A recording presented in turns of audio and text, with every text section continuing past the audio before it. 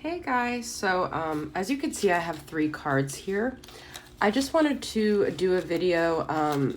So abandonment has been coming up a lot for me lately. Now, those of you who have watched me have maybe heard me say it has not been around my quote unquote divine masculine, whoever that may be. I'm not really attached to a specific person with that, but it's been more so with other situations.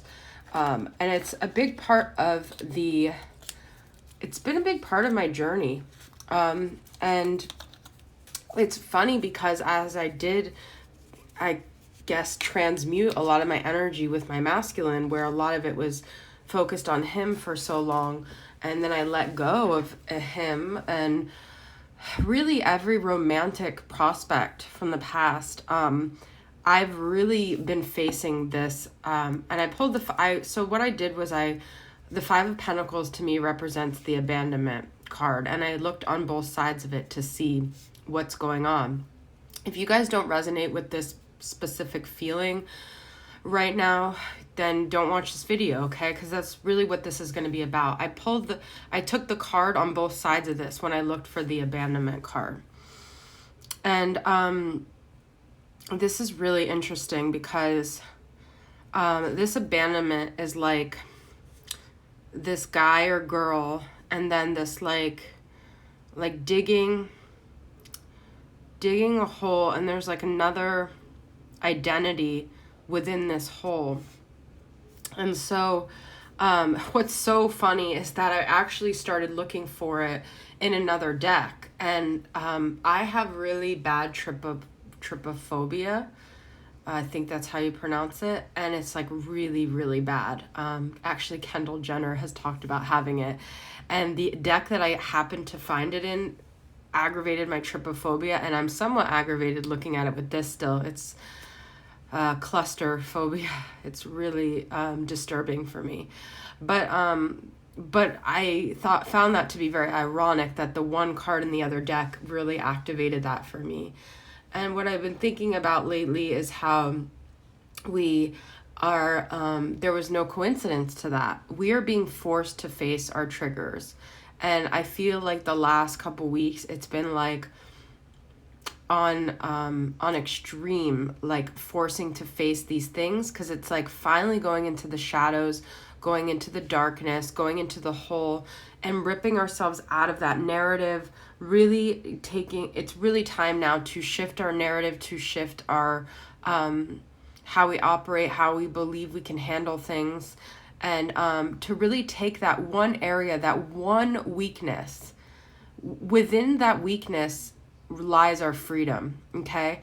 Within that place that we just cringe and we feel like we can't do it, and we feel like it hurts us so bad that we literally don't want to exist anymore. Within that is the lesson, is the reason our souls are here, is to uncover that and to figure that out and to transmute that. That is each person's individual thing in this lifetime, okay? And so if yours has been a lot about abandonment, I think a lot of abandonment goes back to feeling like there's a lot of things tied to it. It's not just abandonment.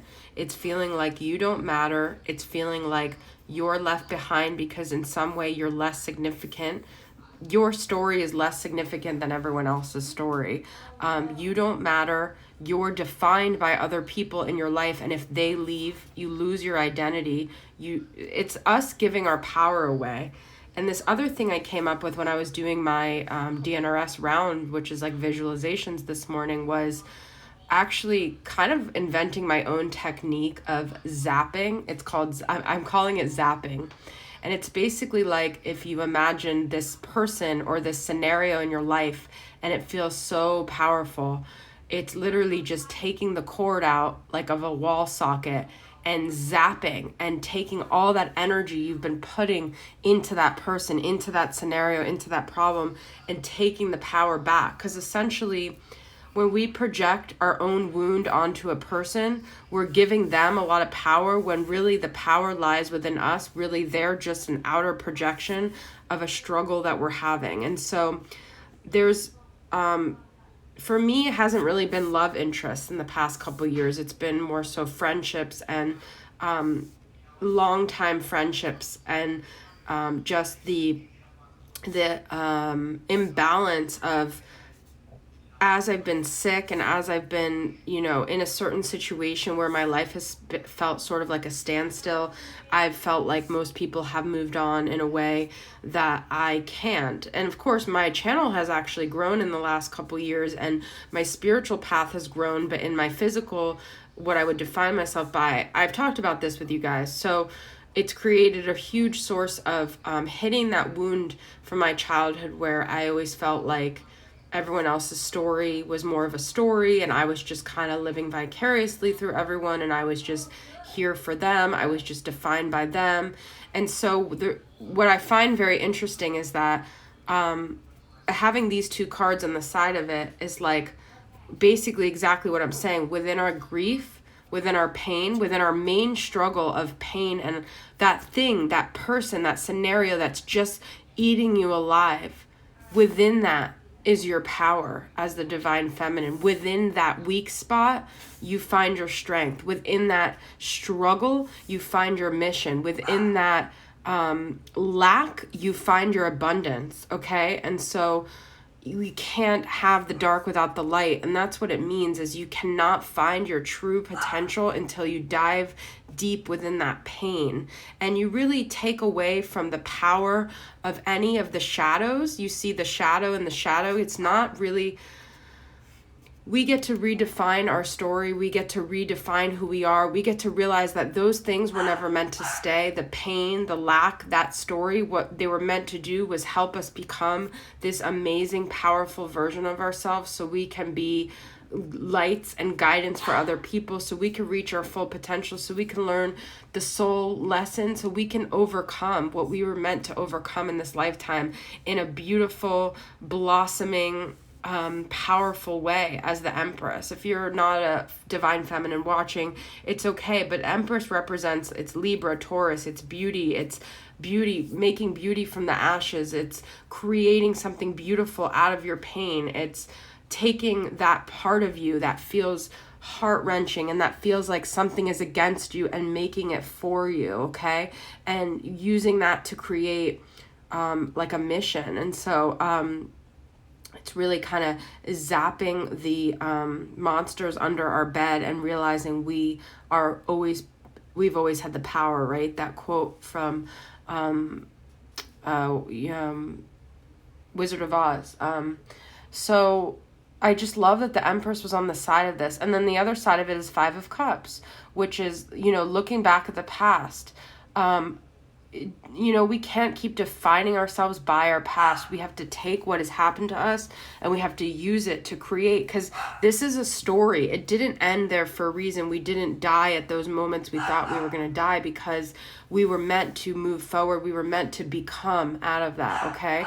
So my dog is barking. I can't really get more into this, but I hope this resonates with you guys.